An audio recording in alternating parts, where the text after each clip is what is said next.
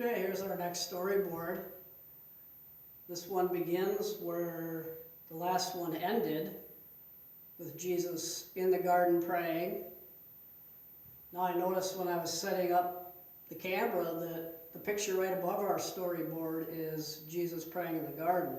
Probably can't see it because I know there's a bad reflection on there. But we have Jesus in the garden praying to God and saying, God, if it is your will that I would die for the sins of others, then let it be so.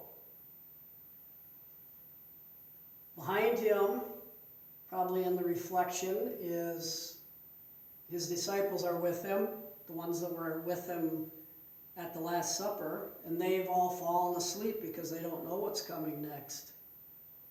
So what does happen next? Now on this storyboard we have another part of our 50 words, anger crucified, and then love rose. Now some of you probably know the story of the crucifixion. And who do you think was angry?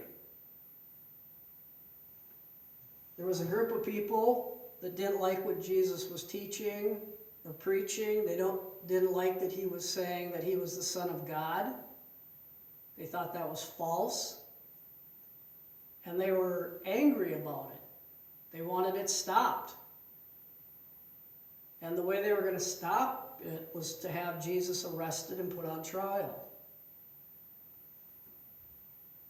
Now they needed to know where Jesus was, and so they went to a man named Judas, who was a friend of Jesus. He was with Jesus at the Last Supper. He was one of the disciples.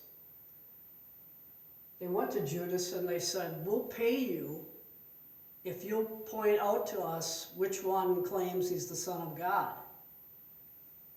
And for reasons that we don't really understand, Judas agrees to do that. They give him a big bag of gold coins, and Judas betrays his friend Jesus. In this first picture here, I don't know, you might have to zoom in, but there's some people back here that paid him the money, the bag of gold coins, to tell the other person, the one that you're looking for is right over there. Go and arrest him. So we call this picture the betrayal by Judas. Judas the betrayer. He was Jesus' friend, and for a lot of money, he decided to betray him. So they went and arrested Jesus. They brought him into the palace court. And here in this picture, we can see Jesus is in the court. They've bound his hands. They put a crown of thorns on his head. And they're going to put him on trial. Now, some of the things that we don't see in the picture here, or any of these pictures, is that he was also whipped, and they made fun of him, and they were trying to make him feel as bad as possible about things that he had said and done. And that was part of this anger that they had against him.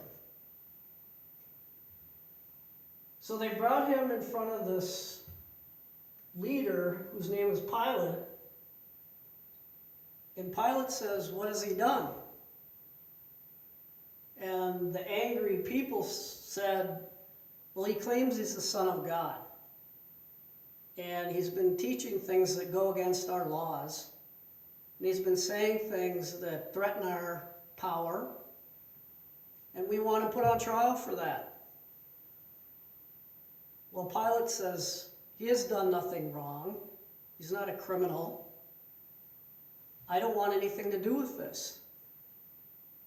But they insist, the people that are angry, this group of people that don't like Jesus, they insist that Pilate put him on trial. Well, in this picture, Pilate's washing his hands, and he's trying to show that he doesn't want anything to do with this. He said, I will turn him over to you, and you can crucify him. I don't want to have to deal with the guilt or the responsibility of putting Jesus to death. I don't see that he's done anything wrong. And Pilate wasn't sure if he was the Son of God or not. He didn't know if Jesus was a prophet. He knew that he had a lot of powers. He had heard about all the things that he had done before. We talked about the miracles that he performed, the prayers that he taught. We talked about the parables, the lessons that he taught us. Pilate knew about all that.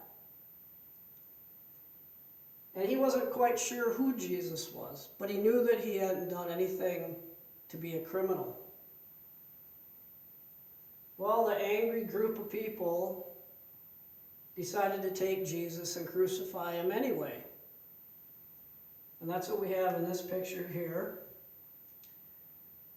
They made him walk all the way from the court to this hill here, carrying his cross.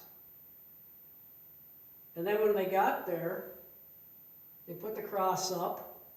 There were two other criminals that were also put on trial at about the same time, and they were found guilty there as well. So you see three crosses. Jesus is in the middle, and two men on either side of him that were found guilty of being criminals. So they put the cross up and they proceeded to nail Jesus to the cross for things that they think that he has done wrong. Now I have here a prop. I don't know if you can see that. Hopefully you can. It's a very large nail.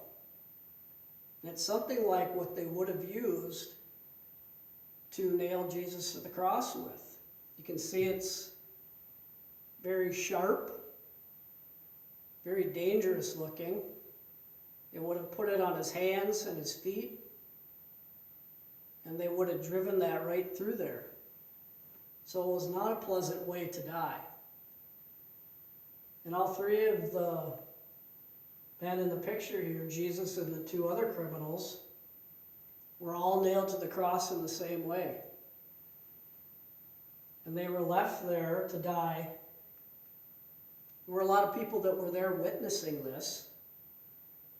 People that believed Jesus and believed in him and had faith in him and had faith in God. They were very upset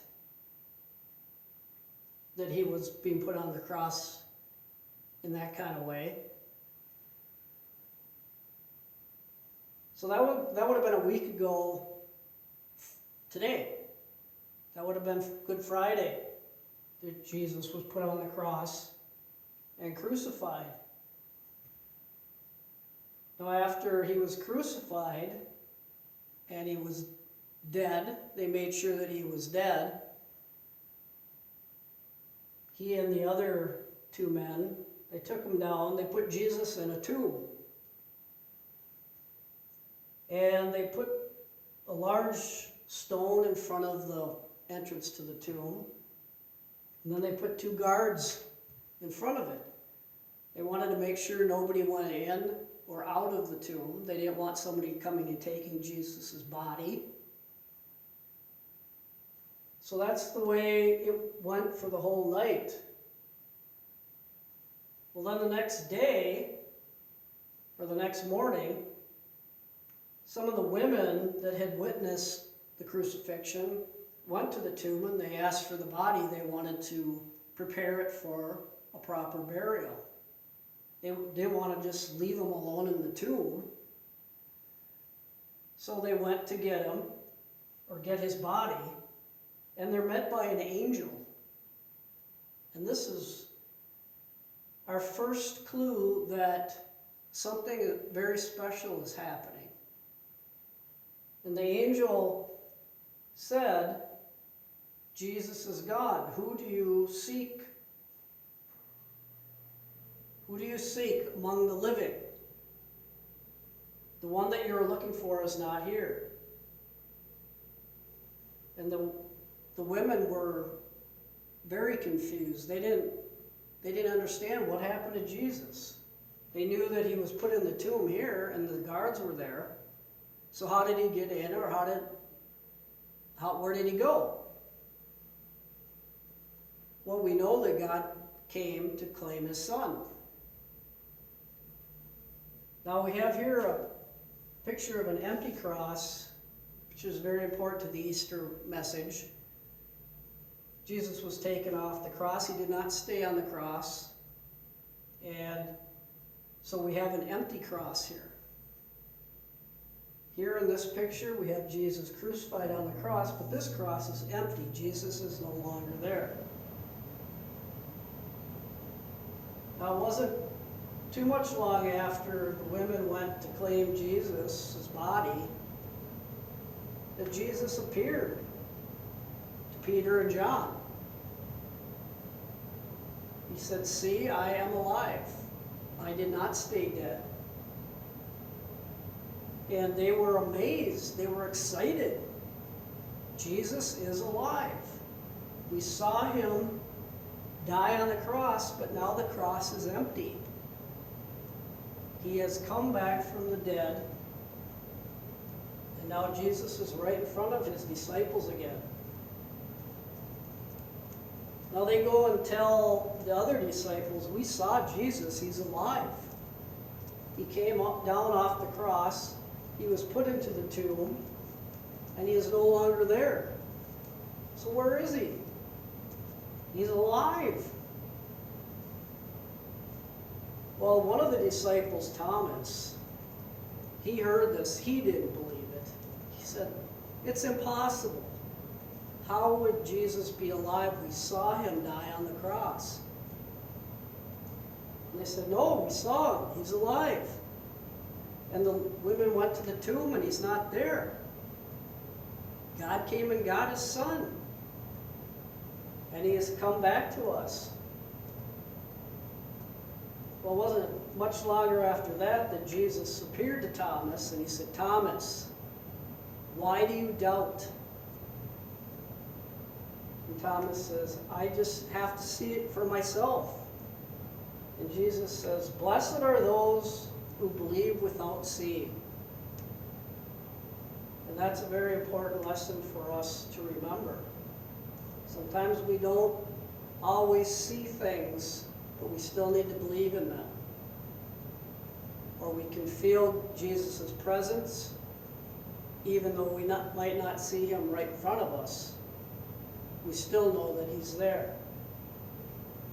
So there was a lot of excitement in the fact that Jesus came back, and that's part of the Easter message. Yes, Jesus did die on the cross, but he did not stay dead. He came off the cross, and he has come back. He defeated death. Now, in this last picture, all the disciples are talking about the fact that Jesus is still alive. Afterwards, they'll see Jesus a few more times, and then eventually Jesus will go up into heaven with his Father.